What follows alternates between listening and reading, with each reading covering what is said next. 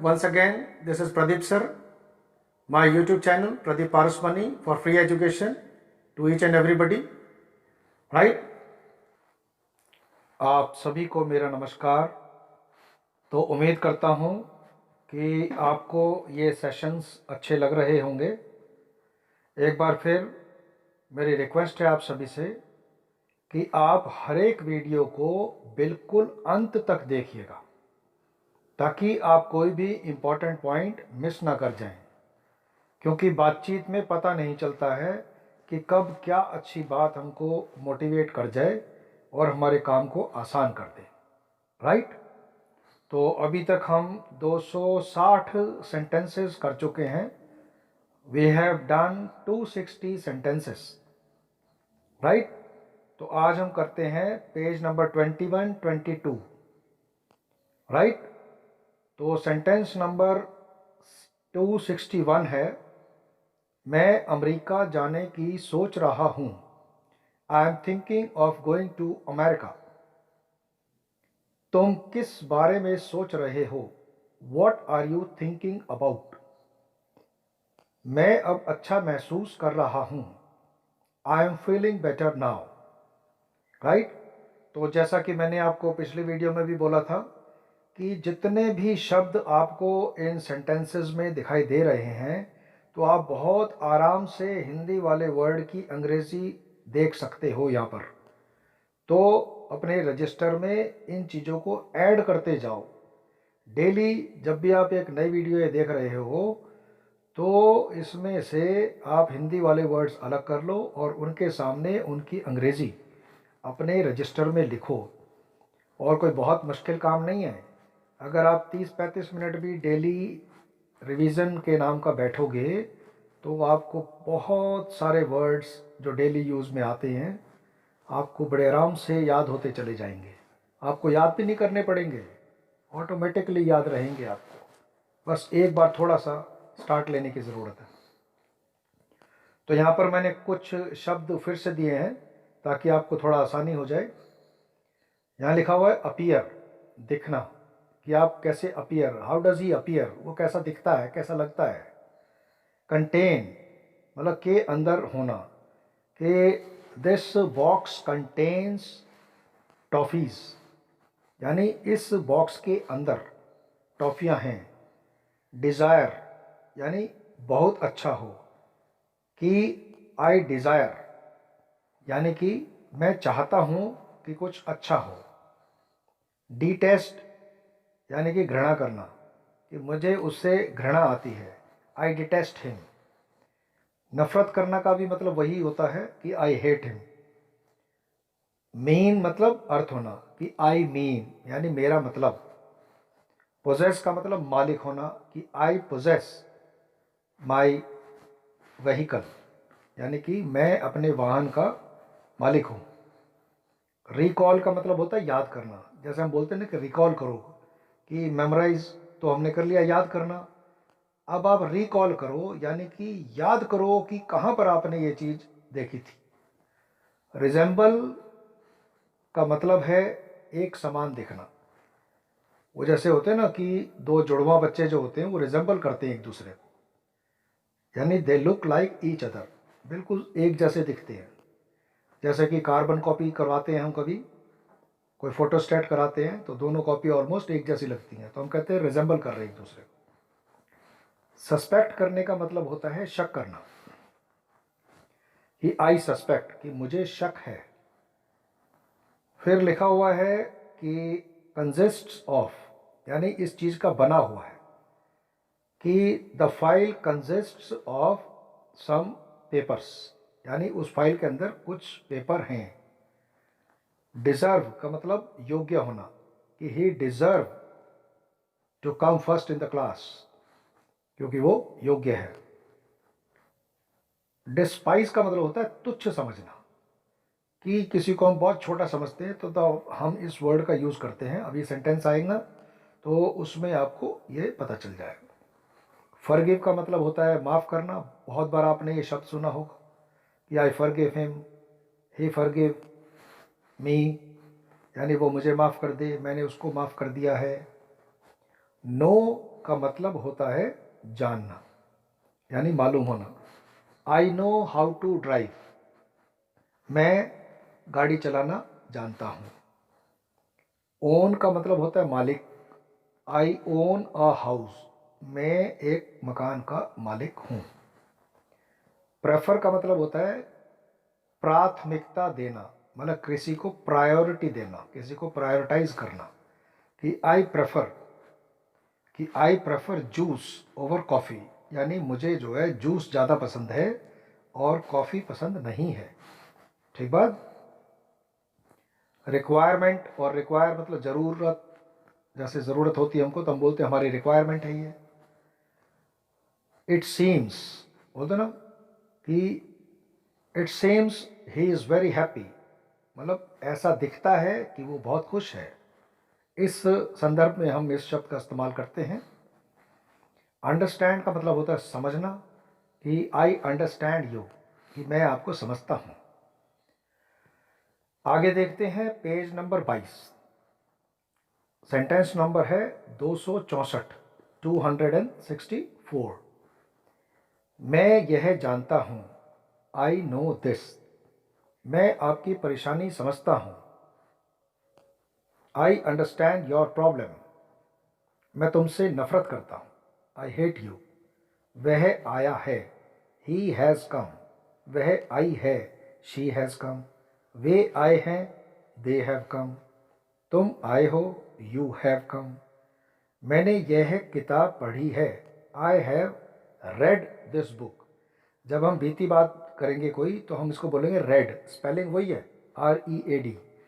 तो I read this book का मतलब मैं इस बुक को पढ़ता हूँ, लेकिन उसी स्पेलिंग में अगर हम बीते समय की बात करेंगे तो हम बोलेंगे I have read this book.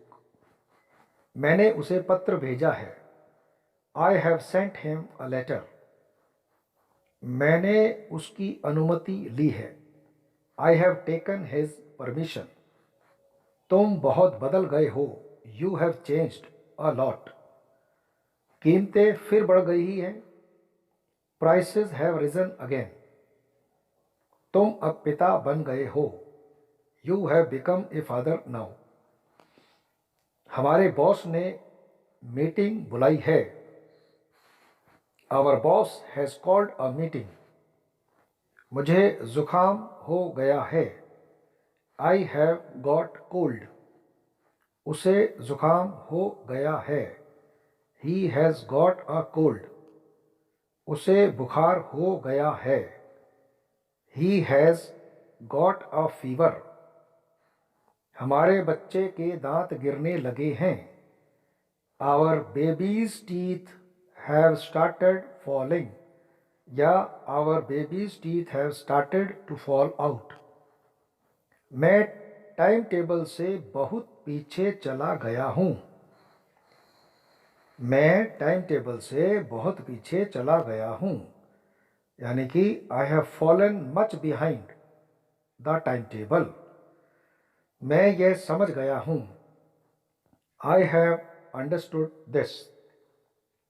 मुझे टेबल के नीचे एक 5 रुपए का नोट मिला है, I have found a 5 rupee note under the table. पिछले 24 घंटों में मेरी घड़ी 10 मिनट आगे हो गई है, my watch has gain 10 minutes in the past 24 hours. Right. तो बहुत से नए शब्द हमको देखने को मिले यहाँ पर, और इन सेंटेंसेस में यानी कि 264 से 287, 264 टू 287 जो सेंटेंसेस हैं, यहाँ हम देख रहे हैं कि काफ़ी सारे सेंटेंसेस में हैज़ हैव का इस्तेमाल हो रहा है। तो बहुत ध्यान से मेरी बात सुनो कि आपको हमेशा ही, शी, इट के साथ में हैज़ का इस्तेमाल करना है, और आई, वी, दे, यू के साथ में हैव का इस्तेमाल करना है हमेशा। राइट। तो एक पेज पे ज़्यादा नहीं है, ये 30-35 स्टेटमेंट्स हैं, सेंटेंसेस हैं। राइट। तो डेली आपको लगभग 50 सेंटेंसेस के करीब करने को मिलेंगे ये। तो आप डेली 30-35 मिनट की मेहनत से इन सबको बहुत आराम से अपने व्यवहार में ला सकते हैं। ठीक बात। तो आइए अब चलते हैं पेज नंबर 23-24 पर। ठीक बात। तो ये पहला सेंटेंस है 288, पड़ोसी के कुत्ते ने मुझे फिर काट लिया है। My neighbour's dog has bitten me again. मैंने मोटरसाइकिल में 200 का पेट्रोल डाला है। I have got filled petrol worth ₹200 in my bike. उसने पार्टी के लिए एक नई ड्रेस खरीदी है। She has bought a new dress for the party. तो अभी तक जितना काम हमने किया है, एक छोटा सा ये टेस्ट मैंने कुछ सेंटेंसेस 20 सेंटेंसेस डाल दिए हैं इसके अंदर। फिर आप इनको थोड़ा सा करके देखेंगे। बहुत सिंपल सेंटेंसेस हैं। वह गया है, वे गए हैं, मैंने ये खबर सुनी है, मैंने उसे पत्र लिखा है, मैंने यह खबर पढ़ी है, वह फिर से अनुत्तीर्ण हो गया है यानी फेल हो गया है, हमने उसकी सलाह ली है, बस छूट गई है, उसने कई किताबें लिखी हैं, उन्होंने नया घर खरीदा है, मैंने उसे बताया है, वह अब पिता बन गया है, वह बहुत बदल गया है, कक्षा शुरू हो गई है, शीत ऋतु इस बार जल्दी आ गई है, हमने उससे पूछा है, उसने नई कार खरीदी है, उसने हमें लाइब्रेरी इस्तेमाल करने की अनुमति दी है, वह पढ़ने लग गया है, घरों की कीमतें आसमान छू गई हैं। तो ये सारे बड़े कॉमन से सेंटेंसेस हैं जो हम अपनी रोज़मर्रा की ज़िंदगी में सुनते रहते हैं। ठीक है ना। मैंने कोई नई बात नहीं लिखी है इसमें, क्योंकि इन्हीं बातों को हमने करना है सबके साथ में। ठीक बात। आगे देखिए सेंटेंस नंबर 291, 291। वह यहाँ 10 साल रहा। ही लिव्ड हियर फॉर 10 ईयर्स। उसे यहाँ रहते हुए 10 साल हो गए हैं। He has lived here for 10 years. अब दोनों बातों में थोड़ा सा डिफरेंस देखिए। पहले वाले सेंटेंस में वो कह रहा है कि वह यहाँ 10 साल रहा, यानी कि किसी और के बारे में बात हो रही है जो आपके पड़ोस में 10 साल रह के गया। अब दूसरे सेंटेंस में क्या हो रहा है कि किसी ने आपसे आपके पड़ोसी के बारे में पूछा तो आपने बताया कि उसे यहाँ रहते हुए 10 साल हो गए हैं, यानी कि वो अभी भी रह रहा है। ठीक है।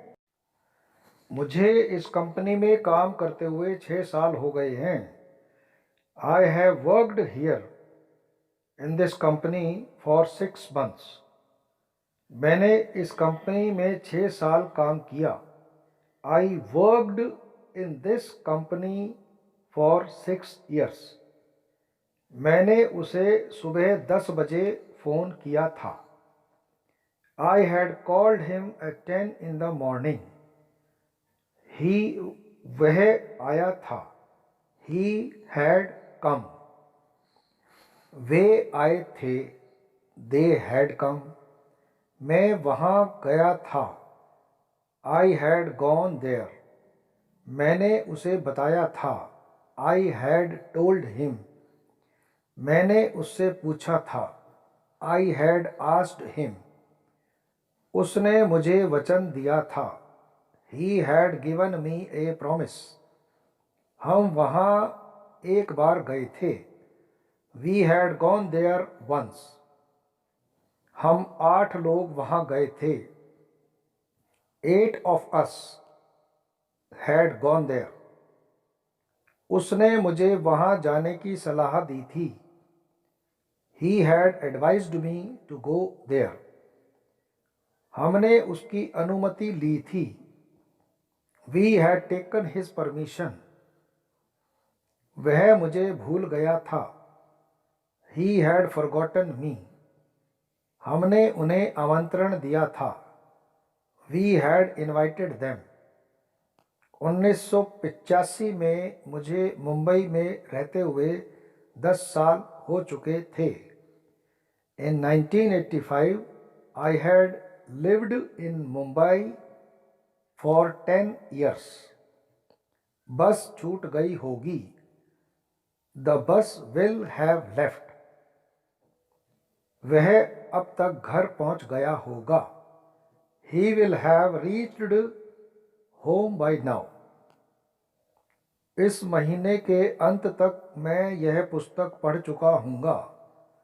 I will have read this book by the end of this month. मेरी परीक्षा 5 मार्च तक खत्म हो चुकी होगी. My exams will have finished by the 15th of March. इस वर्ष के अंत तक मेरा यह किताब लिखना हो गया होगा. I will have finished writing this book by the end of this year. उसने यह खबर सुनी होगी. He will have heard this news. उसने अगले हफ्ते तक 10,000 रुपयों की बचत कर ली होगी. He will have saved rupees 10,000 by the end of next week. तो आपने देखा कि पेज नंबर 24 पर 297 से लेकर 308 तक हम लोग हैड वर्ड का यूज़ कर रहे हैं. हैड का मतलब है बिल्कुल ही भूतकाल, यानी कि काम हो चुका. राइट. तो ये जो हैड वर्ड होता है, इसको आप I, we, you, they, he, she सबके साथ हैड ही लगाते हैं. Very simple. ठीक, इस बात को आप ध्यान रखना. तो मेरी शुभकामनाएं हैं आपके साथ. आप हमेशा खुश रहें, मुस्कुराते रहो, मेहनत करते रहो और परिवार के साथ रहो. भगवान को हमेशा याद करते रहो, स्वस्थ रहो. इन्हीं बातों के साथ आज की क्लास हम समाप्त करते हैं. कल फिर मिलते हैं. राइट. तो जय भारत, जय हिंद, वंदे मातरम.